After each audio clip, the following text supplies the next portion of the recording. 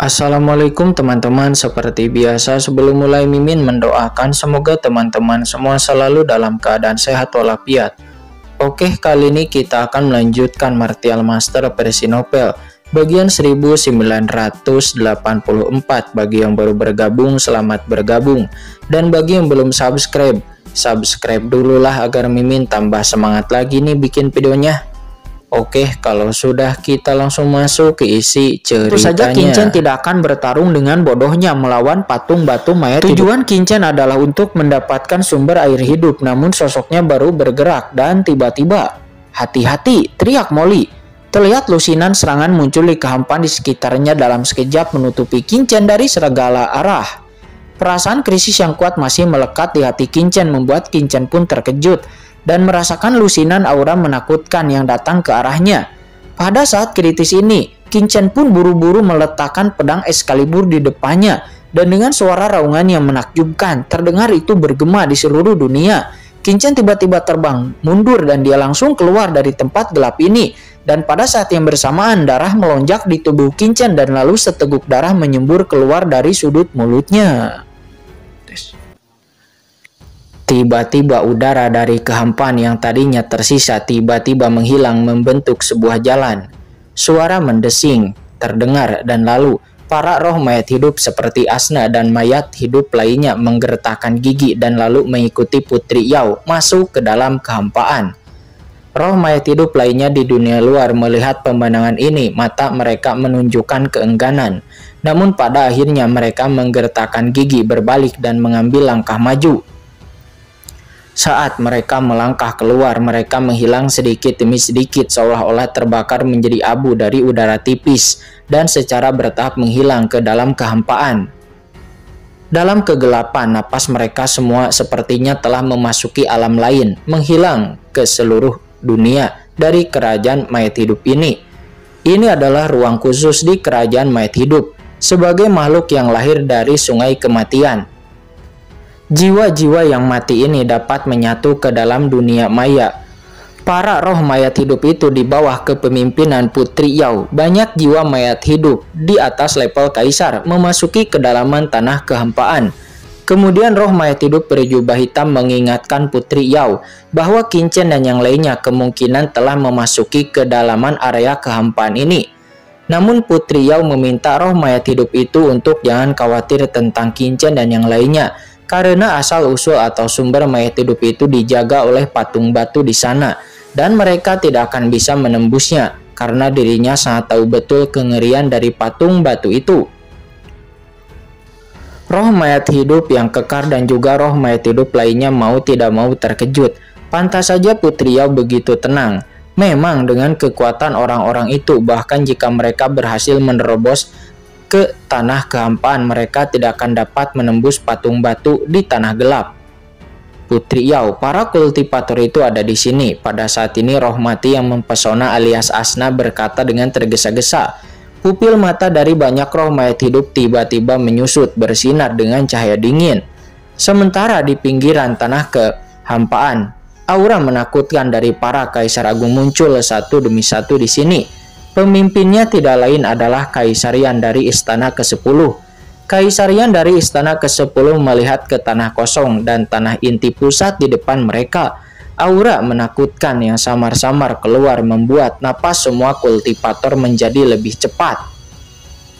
Apakah ini inti dari kerajaan mayat hidup dan asal-usul sungai kematian? Aura yang sangat menakutkan. Banyak kaisar agung memandang ke tempat gelap di tengah kehampaan itu dengan mata yang berapi-api. Jantung mereka berdebar kencang dan darah mereka mendidih. Meskipun mereka tidak dekat dengan tempat gelap di tengah sebagai kaisar agung dunia bawah yang kuat, mereka semua masih bisa merasakan aura menakutkan yang datang dari tempat kehampaan itu, yang mana itu jelas telah melampaui aura harta karun apapun yang pernah mereka lihat. Asal-usul sungai kematian. Mata banyak kaisar agung beransur-ansur memerah. Selama mereka bisa mendapatkan benda di tempat inti gelap ini, maka mereka mungkin akan memiliki kesempatan untuk dapat mengendalikan sungai kematian dan bahkan akan mendapatkan warisan kaisar dewa. Lihat, roh-roh jiwa yang mati itu tepat ada di depan, kata Kaisar Agung tiba-tiba berkata dengan suara yang dalam ketika dia melihat Putri Yao dan yang lainnya di kehampaan. Wajah Kaisar Agung ini nampak berubah, ekspresinya muram. Kamu mencari kematian. Kamu bisa bertahan selama kamu menyerahkan orang-orang dari dunia surga. Tapi para roh kematian ini bersikeras melawan mereka. Tidak punya niat jahat dalam hati, namun mereka, bagaimana mungkin orang-orang ini bersedia menjadi musuh seluruh dunia bawah? Tidakkah kamu akan menyerahkan orang-orang dari dunia surga itu? Namun akhirnya mereka tidak ingin berbicara omong kosong dan banyak Kaisar Agung berteriak, "Bunuh!" Akan tetapi tidak ada satu orang pun yang mau bergegas maju lebih awal. Tak satu pun dari Kaisar Agung yang hadir adalah orang bodoh. Mereka tahu betul meskipun sumber kematian berada tepat di depan mereka, tapi ada aura kehampaan yang tidak dapat dijelaskan datang dari area kehampaan tersebut di depan mereka, yang membuat semua Kaisar Agung tampak waspada dan tidak berani melakukan apapun dengan ceroboh. Di dunia ini di depan 3 orang kuat, 3 Kaisar Agung kuat. Kaisar Yan dari Istana ke-10, Kaisar Wu Yue dari 5 Gunung Suci, dan juga Kaisar Yao Ming. Nampak juga mereka bertiga perlahan bergerak maju dan tiba-tiba mengerutkan kening. Entah kenapa bahkan dengan tingkat kultivasi mereka bertiga sangat tinggi, namun mereka bertiga masih merasakan sedikit krisis setelah melihat area kehampaan di depan mereka. Apa yang terjadi? Apakah ada tempat di dunia bawah ini yang bisa membuat mereka merasa berbahaya? Beberapa orang saling memandang, pupil mata mereka bersinar terang. Pada saat yang sama, mata mereka juga melihat melalui kehampaan yang tak berujung, dan lalu melihat sosok Qin dan juga yang lainnya di tepi tanah gelap di kejauhan. Pada saat ini sosok Qin dan yang lainnya saat kabur tertutup oleh napas kehampaan, sehingga mereka tidak dapat melihat dengan jelas. Namun mereka dapat merasakan napas Qin dan yang lainnya yang sama sekali berbeda dengan napas para kultivator hantu dari dunia bawah. Yao Ming, apakah itu orang-orang kuat dari dunia surga yang membawamu kembali ke dunia bawah? Ada lebih dari satu nampaknya. Melihat sosok buram di kejauhan, Kaisar Yan dari Istana ke-10 tidak bisa menahan diri untuk tidak mengerutkan kening dan bertanya dengan keraguan di matanya. Kaisar Yao Ming sendiri meliriknya dengan aneh, rasanya dia bisa melihat dengan jelas dari jarak yang begitu jauh. Tidak ada gunanya bagimu untuk menyangkalnya. Ketika kamu sampai di tempat gelap inti itu, maka semuanya akan terungkap, kata Kaisar Yao Ming. Dia mencibir dan tidak mengatakan apa-apa lagi. Menurutnya dalam masalah seperti ini, tidak masalah selama mereka memasuki kehampaan, maka semuanya akan menjadi jelas. Di lain sisi, Kaisar Wu Yue yang sedang berdiri melihat sosok Qin dan yang lainnya, dan jantungnya tiba-tiba berdetak kencang. Itu dia, pupil matanya tiba-tiba menyusut dan dia hampir berkeringat dingin ketika melihat sosok di sebelah Qin. Ya, itu adalah sosok Kaisar Naga Penjara. Karena sosok di samping Qin itu terlihat sama persis seperti Kaisar Naga Penjara. Kaisar Wu Yue, ada apa denganmu? Mungkinkah kamu tahu bahwa kamu tidak akan bisa menyembunyikannya lagi? Jadi kamu gemetar ketakutan? Kata Kaisar Yao Ming. Dia merasakan sesuatu dengan tajam dan tiba-tiba mencibir. Dalam hal ini, jika kamu berlutut sekarang lalu bertobatlah atas kejahatanmu, maka aku mungkin akan mengampunimu sekali. Pada saat ini, Kaisar Yan dari Istana ke-10 juga menoleh dengan bingung, dan dia juga merasa bahwa hati Kaisar Wu Yue sepertinya tiba-tiba bergetar. Kaisar Wu Yue sendiri memiliki wajah yang jelek, namun dia berkata tanpa mengubah ekspresi apapun, Yao Ming, kamulah yang harus berlutut dan bertobat. Mari kita lihat berapa lama kamu bisa menepati kata-katamu.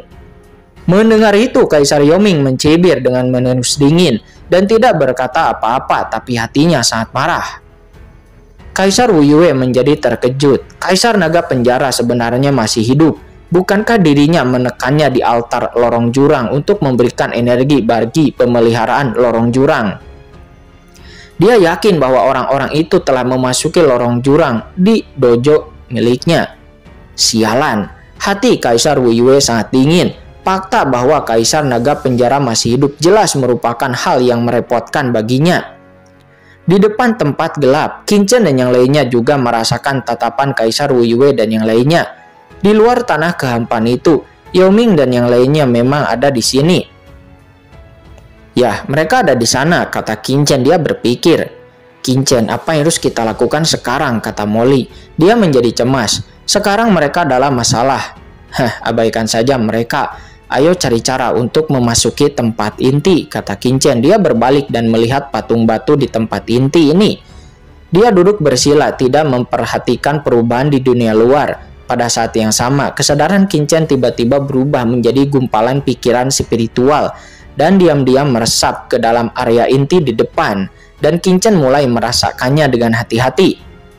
Qingchen punya perasaan bahwa dia pasti merasakan kekuatan dari patung batu ini. Selama dia bisa mengetahui asal mula kekuatan patung batu ini, maka dia mungkin bisa menghubungi asal usul sungai kematian melalui perwalian patung batu ini.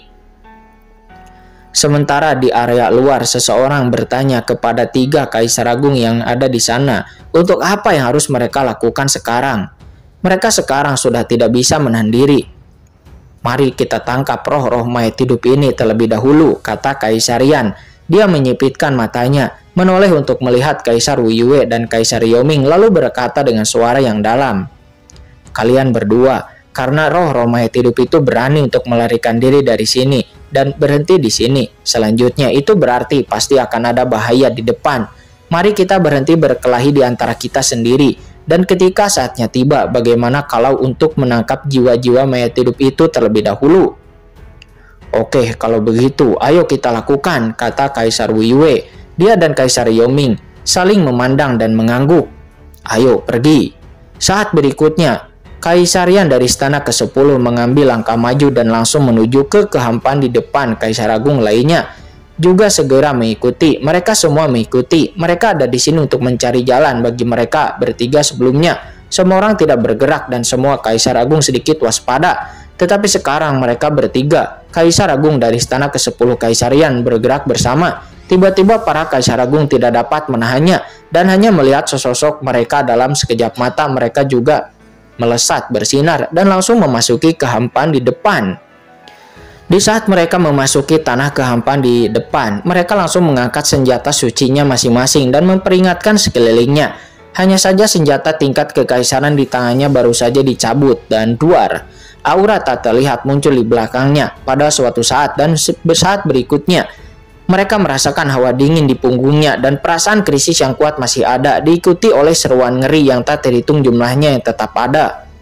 Kaisar Agung ini buru-buru berbalik dengan ketakutan, namun terkejut di saat mendapati bahwa tubuhnya telah berbalik, namun tubuh bagian bawahnya tetap di tempatnya. Tidak, tubuhku. Dia menundukkan kepalanya dengan ngeri dan melihat bahwa tubuh bagian atas dan bagian bawahnya telah dibelah di beberapa titik. Sayatan-sayatannya sangat halus. Ketika dia bereaksi, rasa sakit yang parah tiba-tiba menjalar. Di saat dia datang, darah hitam nyata yang tak terhitung jumlahnya muncrat dari tubuhnya dan itu nampak rusak. Tidak, jeritan bergema di seluruh dunia. Kaisar Agung ini tampak ngeri dan buru-buru ingin mundur. Akan tetapi sebelum dia bisa bergerak, napas kehampaan berkabut yang tak terhitung jumlahnya telah menyelimuti dirinya. Dia buru-buru ingin mengaktifkan senjata tingkat kaisarnya itu untuk melawan. Namun atmosfer berkabut ini begitu kuat. Dan ketika hendak diaktifkan, dia terkejut di saat mengetahui bahwa senjata tingkat kaisarnya tidak bereaksi. Ketika dia berbalik, dia menemukan bahwa tangannya telah terlepas, dibelah dan dicekik pada suatu saat dan menjadi ketiadaan. Tidak, di bawah pandangan semua orang, Kaisar Agung ini langsung terkoyak dan aura berkabut langsung memenuhi seluruh tempat tersebut. Aura asli Kaisar Agung mengepul antara langit dan bumi seperti lautan luas, lalu menyebar ke segala arah dan kemudian menghilang sedikit demi sedikit di bawah pandangan semua orang. Kaisar Agung itu langsung dicekik ke dalam kehampaan di bawah udara berkabut kehampaan yang tak terhitung jumlahnya, tanpa kemampuan untuk melawan sama sekali. Kesunyian, terjadi kesunyian, semua orang kuat di luar tanah kehampaan terdiam. Semua orang melihat ke tempat Kaisar Agung itu menghilang di depan mereka dengan mata yang ngeri. Suasananya menjadi sangat sunyi dan ada penyesalan, kepanikan, dan juga menghelat tenggorokan mereka. Seorang Kaisar Agung nampak meninggoy seperti ini. Apakah itu bisa dipercaya?